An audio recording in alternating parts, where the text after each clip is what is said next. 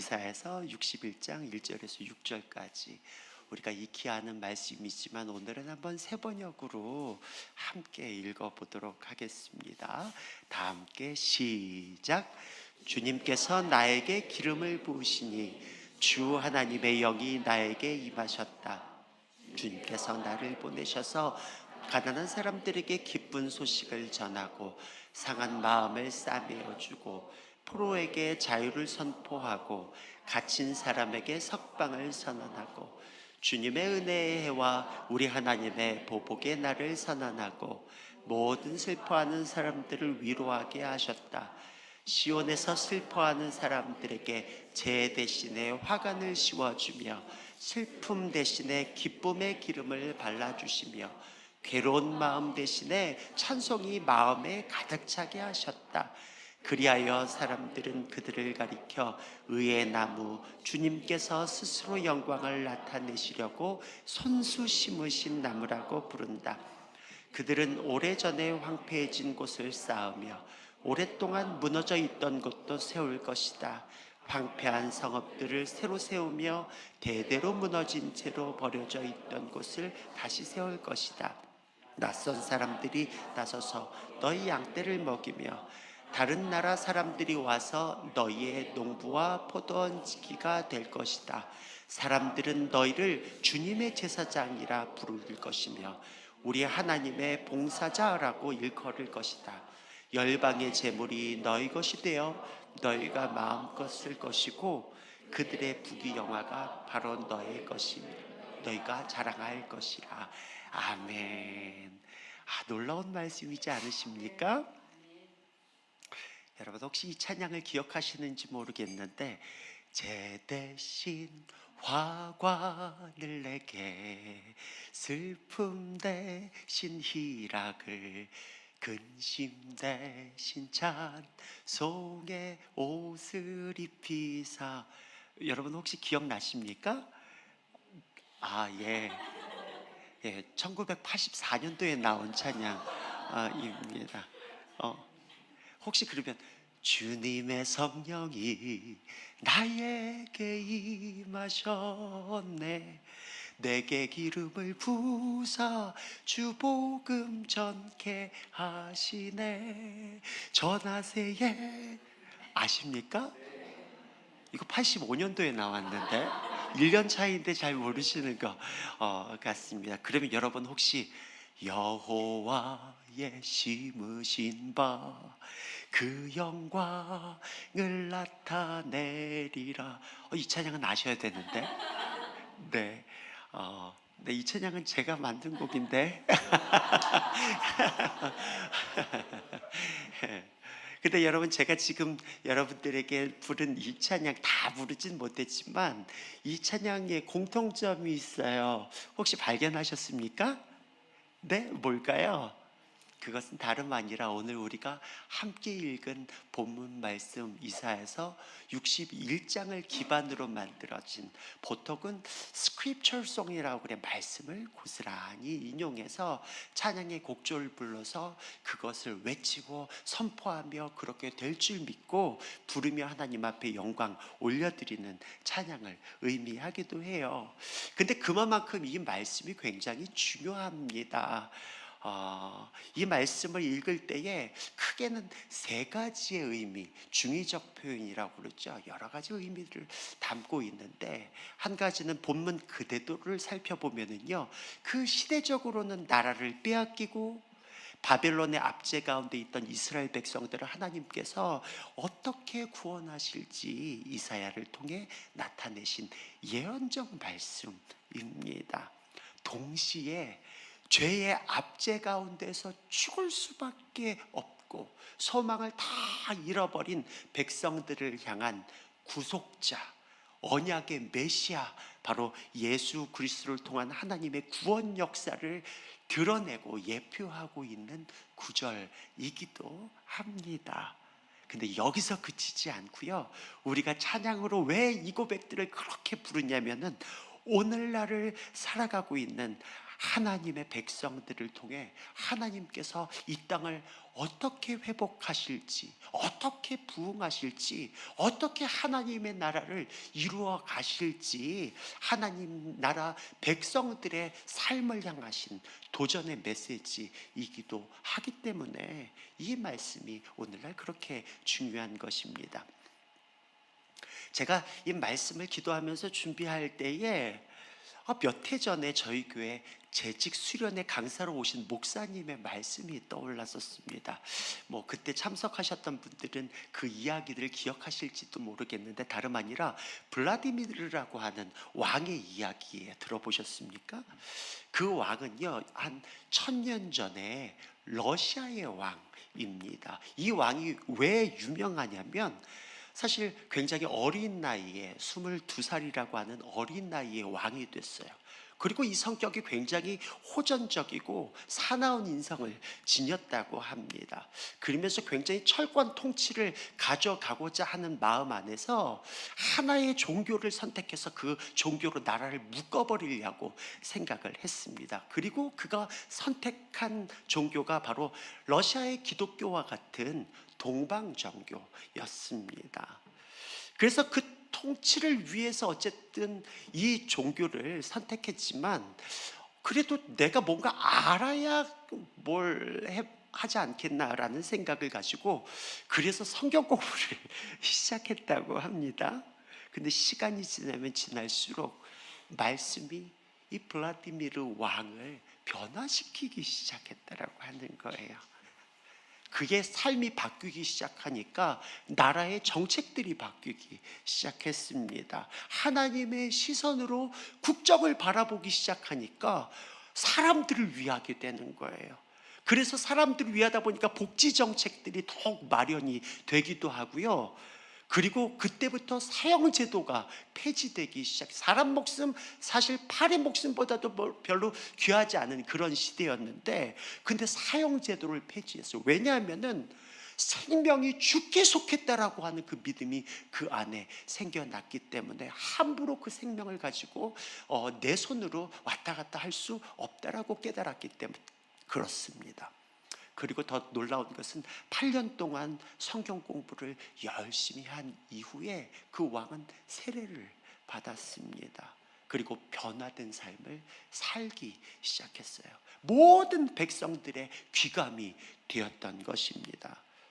그러면서 백성들이 자연스럽게 왕을 변화시킨 신이 있다면 우리도 믿겠다 라고 하면서 하나님께 돌아오는 역사들이 일어났어요. 무슨 철권 통치나 종교로 묶어서 억지로 끌어가는 그 어떤 것이 아니라 이 왕이 다스리는 그 한 세대 안에 러시아 인구의 전체가 다 주님 앞에 돌아오는 기적적인 역사가 일어났던 것을 역사적으로 보게 됩니다.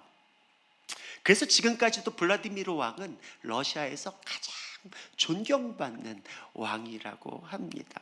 그러다 보니까 설교의 표현으로 적절치 않지만 여러분들 양해하고 들으시면 왜 그 당시에 그 왕이 대단하다 보니까 오늘날을 살아가고 있는 러시아 사람들이 다 개나 소나 다 블라디미르라고 하는 이름을 붙이기 시작해서 자기에게도 붙이고 자기 자녀들에게도 붙이고 그러다 보니까 너도 블라디미르가 됐습니다. 여러분이 잘 아시는 레닌도 블라디미르 레냐 발음이 왜 이렇게 안 되지? 블라디미르 레닌이요. 원래 본명이 그 이름이 아닙니다. 그런데도 불구하고 통치를 위해서 그 유명한 왕, 대단한 왕, 영향력이 있었던 그 왕의 이름을 빌어가지고 그렇게 통치했었던 것들을 보게 되죠. 그리고 여러분 잘 아시는 것처럼 오늘날 우크라이나, 러시아 이 전쟁의 주범인 푸틴도 블라디미르 푸틴이에요. 여러분 아시죠? 여러분이 익히 아시는 것처럼 푸틴 한 사람으로 인해서 전 세계가 전쟁의 공포에 떨고 있고요. 그리고 가족들을 잃어버린 슬픔, 경제적 어려움, 다양한 충격과 혼란을 그 한 사람이 야기시키는 것을 보게 됩니다. 한 사람의 영향력이 얼마나 대단한지 모르겠어요. 우리는 보통 나 한 사람이 뭐 그리 대단하다고 생각할 수 있지만, 우리가 지나온 역사들을 하나하나 거슬려 살펴볼 때에 그 역사의 그 거대한 흐름을 움직였던 사람들은 다름 아니라 그 무언가에 꽂힌, 그거보다 조금 더 거친 표현으로 한다면 그 무언가에 미친 그 한 사람에 의해서 뒤바뀌어졌던 것들을 보게 되는 것이죠. 그것이 긍정적이든 부정적이든 말입니다. 지난 금요 기도회 때 제가 요 단상에 서서 계속 서서 기도를 합니다. 그러면서 거의 대부분 기도하는 시간에 대부분을 교회를 위해서 하는 기도하는 시간들을 보내는 것 같아요. 근데 그날따라 계속 우리 교회를 위해서 기도하는데 하나님이 제 마음 가운데 이런 감동을 주시는 거예요. 부흥을 노래하라 라고 하는, 부흥을 노래하라. 이거는 그냥 그 고영원 선교사님이 만드신 이 땅의 황무함을 보소서, 이 찬양을 부르라고 하는 말씀이 아니라 이 시대를 향해서 부흥을 선포하라고, 부흥을 노래하라고 주님이 제 마음을 감동하시는 거예요. 그러면서 그 부흥이라고 하는 단어가 굉장히 저에게 친근한 단어이지만 이 시대를 향했을 땐 너무 익숙치 않은 단어라는 생각이 들었었어요. 과거에 한 20년 전까지만 해도 여러분 아시죠? 한국 전역에서 부흥을 부르짖었습니다. 그리고 1907년에 100년이 되는 2007년에 하나님께서 동방의 예루살렘이라고 하는 바로 이 땅 가운데 얼마나 놀라운 부흥을 허락하실까에 대한 기대와 소망을 가지고 한국에 있는 전역에 있는 교회들이 주님 앞에 엎드려 부르짖으며 간구하며, 주여, 이전에 볼 수 없었던 놀라운 부흥의 역사, 평양 대부흥운동의 100배가 되는 그런 부흥의 역사를 주세요 라고 기도했었던 기억이 있습니다. 저도 그때 선교단체에서 활동을 했었는데 얼마나 전국을 다니면서 그 수많은 집회를 했는지 모르겠습니다. 그러면서 하나님 앞에 제 마음의 중심에 그런 소원이 있어요. 하나님, 주님이 부흥을 주신다면 저 쓰임받고 싶어요. 쓰임받고 싶어요. 그래서 정말로 2007년을 놓고선 어마어마하게 기도를 했었습니다. 근데 어느 날 밤에 하나님이 제 마음 가운데 그런 마음을 주시는 거예요. 그 시즌이 됐다고, 그 시기가 됐다고 부흥이 저절로 찾아오는 거 아니다 라고 하는 마음이었어요. 그러면서 오직 예수 그리스도를 옷 입고 오직 그분을 위해서 삶을 기꺼이 내어드린 한 사람이 있다고 한다면 그 사람을 통해서 얼마든지 부흥의 역사를 일으키시겠다라고 하는 그런 마음의 도전을 주님이 주셨던 기억이 납니다. 사도행전 20장 말씀에 보면은 20장 23절 24절 말씀에 오직 성령이 각 성에서 내게 증언하여 결박과 환난이 나를 기다린다 하시나 내가 달려갈 길과 주 예수께 받은 사명, 곧 하나님의 은혜의 복음을 증언하는 일을 마치려 하면은 나의 생명조차 조금도 귀한 것으로 여기지 아니하노라. 여러분이 잘 아시는 바울의 고백입니다. 앞뒤 가리지 않고 복음을 위해서 그의 삶의 전부를 온통 내어 맡겨드리고 정말 그의 인생을 털어보면은 예수 그리스도밖에 남지 않을 만큼 그러한 삶을 그가 살아왔었던 것들을 우리는 기억합니다. 하나님께서는 예수 그리스도 한 분, 그분께 미친 한 사람, 그분으로 옷 입은 한 사람, 그 한 사람을 통해서 분명히 하나님은 일하신다는 사실입니다. 제가 최근에 지속적으로 본의 아니게 원래 계획했었던 일은 아닌데 연예인들 예배를 섬기게 되었습니다. 기독 연예인들이 상당히 많이 있습니다. 그분들의 성경 공부 모임에서 사실은 예배를 함께 섬기다가 그분들의 삶의 간증이 감동이 되어서 어느덧 그 정규적인 모임에 시간을 쪼개서 나가서 그 예배를 섬기게 되었습니다. 사실은 죄송한 표현이지만은 제가 연예계 쪽에 있어서는 알지도 못할 뿐만 아니라 관심 자체가 잘 없었던 것 같습니다. 그래서 거기서 활동하시는 분들은 그냥 알아서 하시겠지, 뭐 신앙도 뭐 들락달락 하시겠지, 그냥 그렇게 제 사고 안에서 이렇게 내버려 두었던 것 같습니다. 근데 하나님의 말씀을 공부할 때에, 또한 하나님 앞에 전심으로 예배할 때에 그들의 삶이 하루가 다르게 매주마다 변화되는 것들을 발견하게 되면서 이 한 사람의 영향력으로 이 시대의 미디어가 바뀌어 나갈 수 있다라고 하는 소망들을 갖게 되었습니다.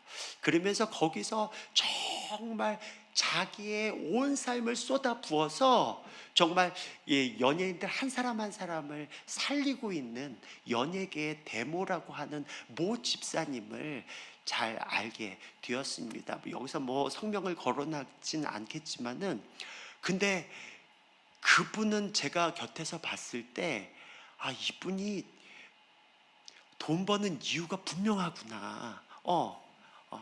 제가 그분한테 집사님 그렇게 묻는데, 그분이 목사님, 저한테 집사라고 말하지 마세요. 저 아무리 그래도 목사님한테 집 못 사줘요 라고 이야기해요. 우스갯소리로 그렇게 이야기하지만, 그러면서 근데요 목사님, 제가 한 가지 할 수 있는 거는 밥 살 수는 있어요. 밥 살 수는. 그러니까 앞으로는 저를 밥사라고 부르세요. 밥사라고 이야기하는 거예요. 근데 놀라운 것은 그분의 사역은, 그분의 사명은 밥 사는 일이에요. 여러분 아시죠? 연예인들이 뜰 때도 있지만 비수기가 더 많아요. 그래가지고 완전히 꺼져서 계시는 그 시간들이 상당히 길어져요. 언제 이렇게 다시 뜰지 모르는 그런 롤러코스터 같은 인생들을 살고 있어요. 그분들 한 사람 한 사람 찾아가서 그분이 하시는 사역은 다른 거 아니에요. 오늘 뭐 하고 있어? 그냥 집에 있는데 나와 내가 밥 사줄게. 다른 거 하지 않냐고 끊임없이 먹이는 거예요. 끊임없이 먹이고 또 먹이고 또 불러내서 또 먹이고 계속해서 먹이고, 다른 거 아니라 그들의 삶의 처지에서 그분들의 이야기를 들어주는 거예요.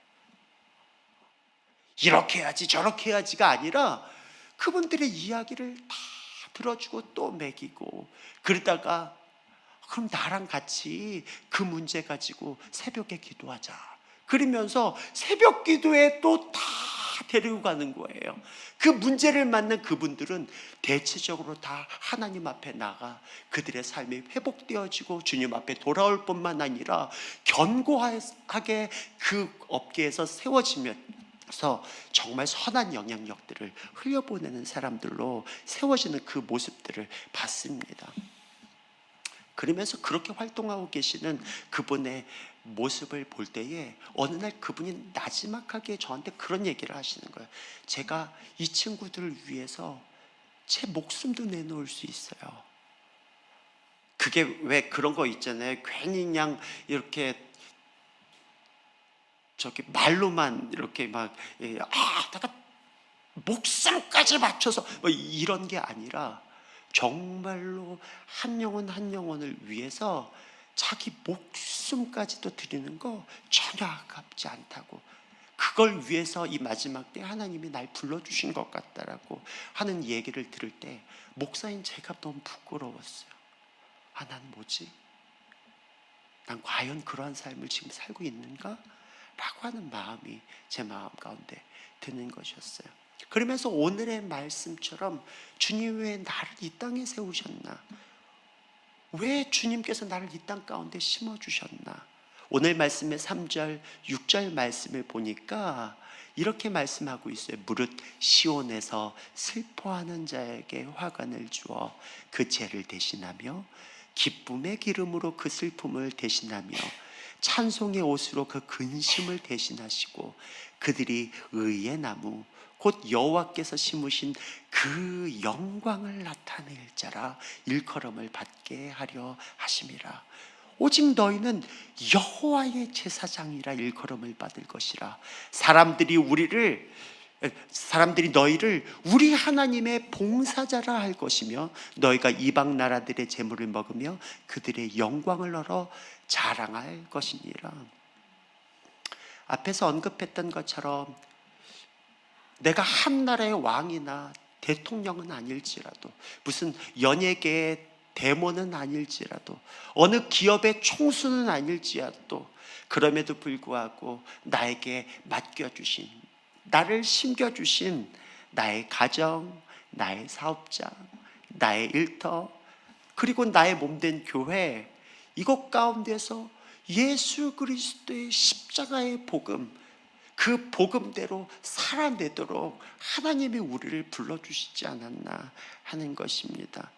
그래서 변화된 나의 삶의 모든 모습들을 통해서 내 곁에서 가장 가까이 있는 나의 가족들, 부모님, 자녀, 친척, 친구들을 정말 나를 통해 드러내시는 예수 그리스도 그분의 영광으로 말미암아 그분을 맛보게 할 수 있는 축복의 통로로 내가 쓰임받을 수 있지 않을까, 그런 생각들을 하게 되는 것입니다. 참으로 놀라운 고백은요, 조금 전에 읽어드린 이 말씀에 보니까요, 그 영광을 나타낼 자, 여호와의 제사장, 하나님의 봉사자, 이거는 하나님이 저를요 그 영광을 나타낼 자라고 부르셨어요. 여호와의 제사장이라 말씀하십니다. 하나님의 봉사자라고 말하고 있어요. 저는 그런 사람입니다 라고 내 스스로가 입 밖으로 꺼내는 이야기가 아니라 그렇게 일컬어짐을 받을 것이라고 말하고 있는 거예요. 주변의 사람들이 우리가 슬퍼하는 자들을 위해서 화관을 씌워주고 제 대신 그 기쁨으로 기름을 바르게 하고 근심 대신 찬송의 옷을 입히는 그 역할들을 우리의 삶으로 살아내기 시작할 때에 여러분의 주변에 있는 사람들이, 와, 이 사람은 하나님의 영광을 드러내는 사람이구나, 와, 이 사람은 진짜 여호와의 제사장이구나, 이 사람은 여호와의 진정한 봉사자구나, 주님의 손길이 이 사람의 손을 통해서 드러나고 있구나 라고 일컬음을 받을 수 있는 하나님의 사람으로 저와 여러분 모두가 쓰임받게 될 줄 믿습니다. 물론 이러한 변화조차도 우리의 힘으로 할 수 없다는 사실 누구보다도 잘 아실 거라고 생각이 됩니다. 무엇이 우리가 하나님의 영광을 온전히 나타내는 삶일 것일까요? 분명히 그것은 대단한 것은 아닐 거라고 생각합니다. 물론 우리가 굉장히 커다란 그림을 가지고 있을 수 있지만은, 여러분 마태복음 5장 말씀이 제 마음 가운데 큰 감동 주셨어요. 5장 15절에서 16절 말씀에 보니까 사람이 등불을 켜서 말 아래 두지 아니하고 등경 위에 두나니 이러므로 집안 모든 사람에게 비치느니라. 이같이 너희 빛이 사람 앞에 비치게 하여 그들로 너희 착한 행실을 보고 하늘에 계신 너희 아버지께 영광을 돌리게 하라. 그 영광을 나타낸다라고 하는 것은 막연하고 추상적인 것이 아니라고 믿어요.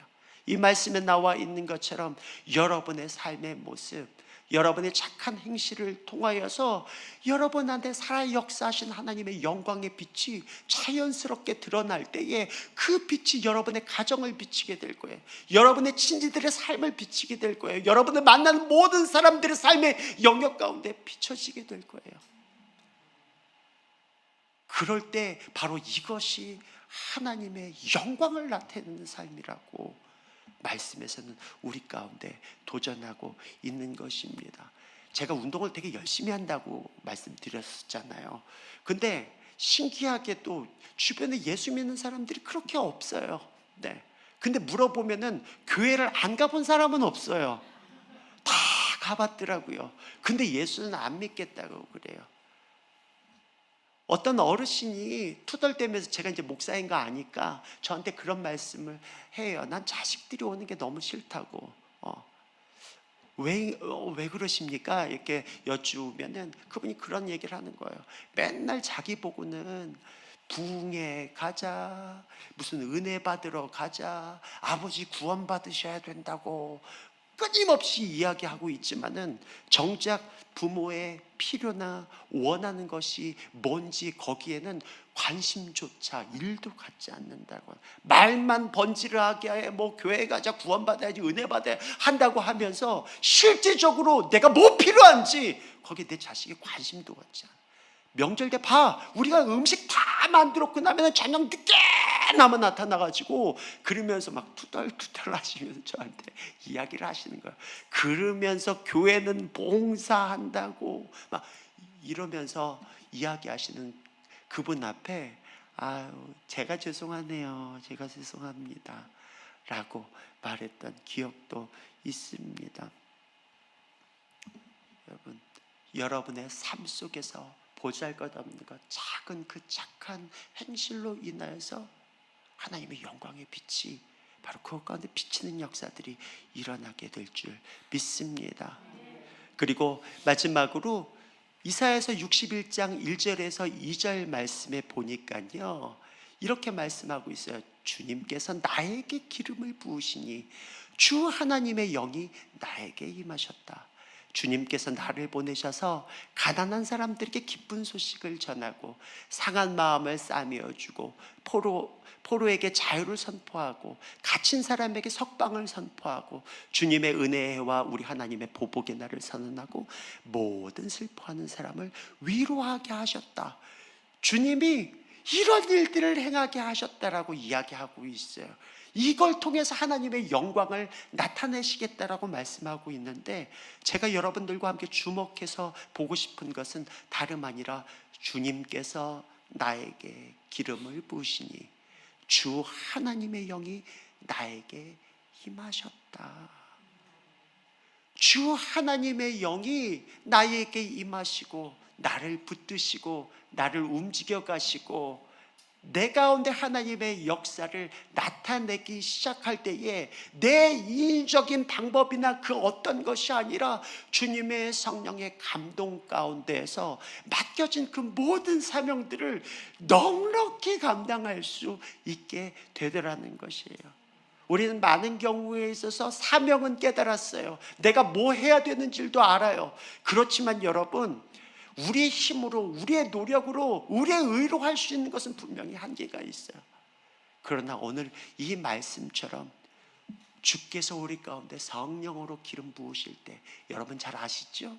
예수님께서 공생애를 살아가시기 시작할 때에도 가장 먼저 했었던 것이 요단강에서 세례를 받으시고 성령의 충만함이 임했던 것을 보게 돼요. 그 이후부터 실제적인 사역들이 이루어져 가요. 여러분들이 해야 할 많은 일들이 존재할 거예요. 여러분들에게 맡기신 중요한 일들도 있어요. 그렇지만 내 힘으로, 내 노력으로, 내 능력으로 할 수 있는 건 거기까지 한계입니다. 그러나 주의 성령께서 우리 가운데 충만하게 임하시고 우리를 붙드시고 우리를 이끌어 가신다고 한다면 상상할 수 없는 놀라운 일들이 벌어지게 될 줄 믿습니다. 이번 추석 때 여러분들 어디 가세요? 가족들 만나시고 친지들 만나시고 어쩌면 이 얘기만 들어도 벌써부터 경직되시는 분들이 계실지도 모르겠어요. 이게 기쁨이 되어야 되는데 기쁨보다는 부담이 앞선 분들도 계실 거라고 생각합니다. 맞아요. 우리에게 당면한 처지는 그럴 수 있어요. 그러나 이 상황 안에서 여러분들이 끊임없이 주님 내게 성령으로 충만하게 임하여 주세요. 내 힘으로 할 수 없는 거 주님 아시죠? 그래서 하나님 내가 이 일들 기쁨으로 섬길 힘을 허락하여 주시고 나의 착한 행실을 통해서 내 주변에 있는 나의 사랑하는 친지들이 주님을 맛보는 일들이 하나님 이번 추석 가운데 있게 하여 주시옵소서. 우리 그런 마음으로 주님 앞에 한번 기도할까요? 주님 내 안에 성령의 충만함을 허락하여 주세요. 그래서 내 힘으로 할 수 없는 그 일들 주께서 맡기신 그 귀한 사명들 넉넉히 감당할 수 있도록 성령님 바로 지금 우리 가운데 충만하게 임하여 주시옵소서. 우리 한번 주여 한번 간절히 부르짖고 기도합니다. 주여 아버지 아버지 아버지 아버지 아버지 아버지, 우리를 써주시옵소서.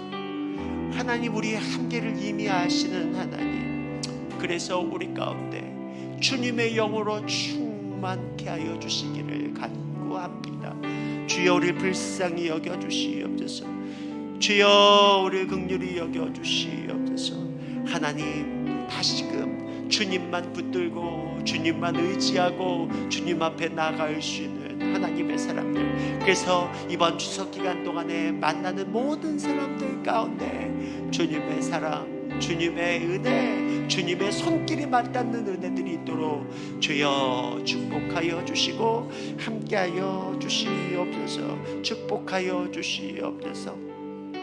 우리 한 가지만 위해서 더 기도할까요? 추석같이 이렇게 떠들썩한 명절에는요, 오히려 더 소외된 많은 이웃들이 있습니다. 그래서 우리가 기도할 때는 하나님, 그들에게 우리가 눈을 돌리게 하시고 주님이 붙여준 사람, 만나게 하시는 사람들이 있다고 한다면 그리스도의 사랑과 그 따스한 손길이 바로 나를 통해서 전달되게 하여 주시고 나의 착한 행실을 통해 그들이 주님을 맛보는 은혜가 있게 하여 주시옵소서. 우리 한 번 더 기도하며 나갑니다. 함께 기도하시겠습니다. 하나님, 모든 사람들이 기뻐하고 풍족해 하는 이 시절에 하나님, 더 힘들고 소외되고 어려운 이웃들이 있습니다. 주님 아시죠? 주님의 시선에 우리가 같이 고정하게 하여 주시고, 주님, 주께서 우리에게 만나게 하시는 사람들이 있다고 한다면 외면하지 않게 하여 주시고 주님의 사랑을 전함으로 말미암아 그 영광을 나타낼 자로, 여호와의 제사장으로, 주님의 그런 심부름꾼으로 우리 모두가 쓰임받을 수 있도록 우리 사랑하는 높은 뜻 푸른 교회를 사용하여 주시옵소서. 주님,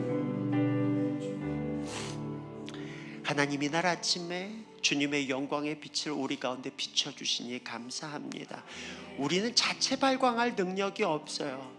그렇기 때문에 오늘 이 아침에 성령의 충만함을 허락하여 주시사 내 가운데 임하신 주님으로 말미암아 주의 영광의 빛을 드러낼 수 있는 하나님의 복된 자녀들 다 되게 하여 주시옵소서. 그렇게 행하실 주의 이름을 높여드리고 감사드릴 때 살아계신 예수님의 이름으로 기도드렸습니다. 아멘. 우리 주기도문으로 기도회를 마치도록 하겠습니다. 하늘에 계신 우리 아버지여, 이름이 거룩히 여김을 받으시오며 나라가 임하시오며 뜻이 하늘에서 이루어진 것 같이 땅에서도 이루어지이다. 오늘 우리에게 일용할 양식을 주시옵고 우리가 우리에게 죄 지은 자를 사하여 준 것 같이 우리의 죄를 사하여 주시옵고 우리를 시험에 들게 하지 마시옵고 다만 악에서 구하시옵소서. 나라와 권세와 영광이 아버지께 영원히 싸움나이다. 아멘.